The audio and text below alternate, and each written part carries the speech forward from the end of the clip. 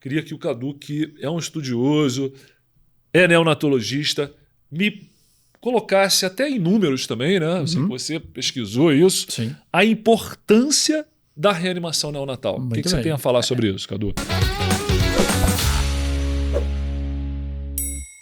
É importantíssima, mas eu trouxe aqui, até gosto de ressaltar que boa parte dessas informações elas são do novo manual, nova diretriz da Sociedade Brasileira de Pediatria. Do Bem programa, recente, né? De 2022. Agora, né? Publicado no final de maio de 2022. Perfeito. E aí eles atualizaram um pouquinho os números. E eu trouxe aqui para compartilhar. Legal. Então, em geral, a gente já sabe que 2,5 milhões de bebês morrem no mundo inteiro.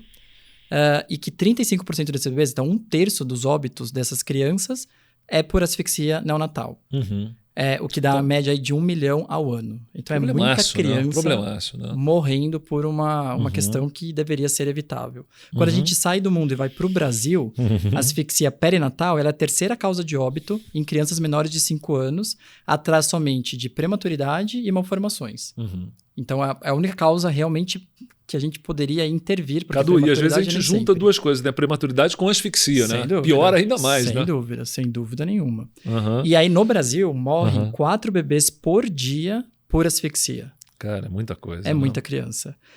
E a gente sabe, né, que em geral as crianças, quando elas nascem, nem sempre elas conseguem iniciar ou manter a respiração sozinha. Sim, perfeito. Em geral, 1 a 2 crianças em cada 10, então 20% dos bebês podem precisar de ajuda para respirar, mesmo que não tenha nenhum fator de risco identificável. Então falo, a gente estava brincando antes de começar a gravar, que sala de parto é um momento onde é uma caixinha de surpresa. Sim. E a ideia é o pediatra, se tudo ir bem, não ter que mostrar os seus superpoderes. É verdade. E no máximo ela secar e estimular a criança. Exato. E você sabe que uma coisa interessante, os residentes muitas vezes me perguntam, o cara está acabando a residência, ele fala assim, poxa, eu vou começar consultório, quero fazer sala de parto para ter mais paciência, também porque eu gosto de fazer e tal. Mas será que eu já estou preparado para fazer sala de parto? E aí eu pergunto para o residente, você sabe dar via aérea para um recém-nascido? Você sabe entubar? Sim. Falei, se você sabe isso, o resto você...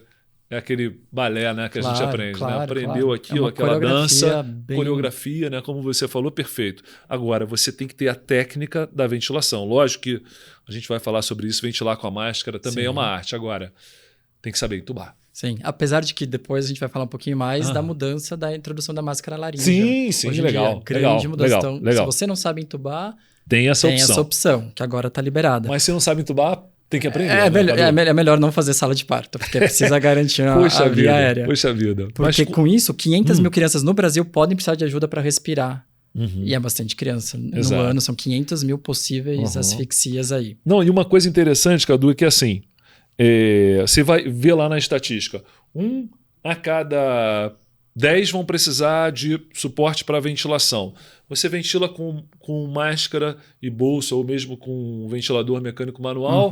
Desses 10 que você ventila, aproximadamente 9 respondem. Sim. Então você vai precisar entubar 1 a cada 100. Sim, sem dúvida. Aí você pensa, é pouco. Mas em compensação, o Brasil tem milhões de partos. Então são muitas crianças no Brasil precisando de uma intubação. E você tem que estar apto para fazer, né? Sem dúvida. E tem até aquela história assim, para você, se você precisar ventilar com máscara, depois entubar, massagear e fazer medicação, isso acontece 1 vez a cada 1000 salas de parto. Isso. E eu falo para o residente, fez uma sala de parto assim, tem experiência de 1000 salas de parto. Exatamente. E até o super-herói que você falou, né? Com certeza, é o super-herói, que é o que a gente não quer ter que mostrar, mas se tiver que mostrar, a gente fica feliz e orgulhoso do resultado. Muito bem. Então vamos lá. Você chega a trabalhar com ensino nessa parte do... Sim, porque além de tudo eu sou instrutor, um dos instrutores do programa de reanimação da sociedade. Então de tempos em tempos eu saio por aí pelo Brasil? Treinando, ainda não fora, mas em São Paulo mesmo, dentro dos hospitais que eu trabalho, que eu trabalhei, e às vezes alguns outros lugares, mas daqui em São Paulo, em geral. E, por exemplo, já que a gente tocou nesse ponto, né, como é que é o treinamento da intubação em si? Vocês fazem isso no... Tem com os bonecos, mas aí é só quando o treinamento é para médico. Porque o treinamento ele se divide em 2 grupos. Médicos e profissionais da saúde. Legal. Porque até um dos conceitos que entraram agora nesse novo protocolo é o conceito de tudo tem que ser preparado antes do parto. Sim. Então tem o conceito do briefing, que é uma das coisas que a gente deve planejar. Se tem... O mínimo que deve ter. Um profissional de saúde para atender o recém-nascido, e esse profissional da saúde pode não ser médico, que seja capaz, que seja capaz de realizar a ventilação com pressão positiva. Desde que você entenda que aquele parto não tinha risco nenhum, previamente sabido, com uma boa anamnese, checando todo o material, tudo isso visto antes. Se alguma coisa faz pensar que é um bebê que possivelmente será reanimado, então tem que ser de 2 a 3 profissionais da saúde, sendo que um deles, de preferência, pediatra. Eu diria que deveria ser neonatologista. Mas, Brasil, a gente ainda fala de ser pediatra. Sim, e aí, no treinamento, só treina a intubação se for o médico. E vocês usam o quê?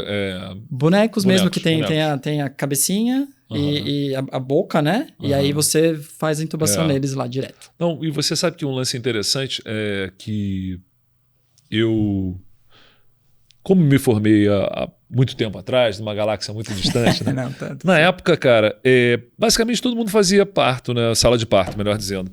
E depois isso foi realmente ficando uma atribuição do neonatologista. E as pessoas... eu fazia muita sala de parto para minha esposa, para as amigas dela, mas as pessoas não se incomodavam de eu não ser neonatologista pelo fato de que eu era intensivista. E garante a via aérea. Garanto a via aérea. Então nunca tive problema assim, de chegar para fazer uma sala de parto. Poxa, mas ele não é neonatologista. Não, mas ele faz terapia intensiva, né? Então, beleza, deixa o cara fazer.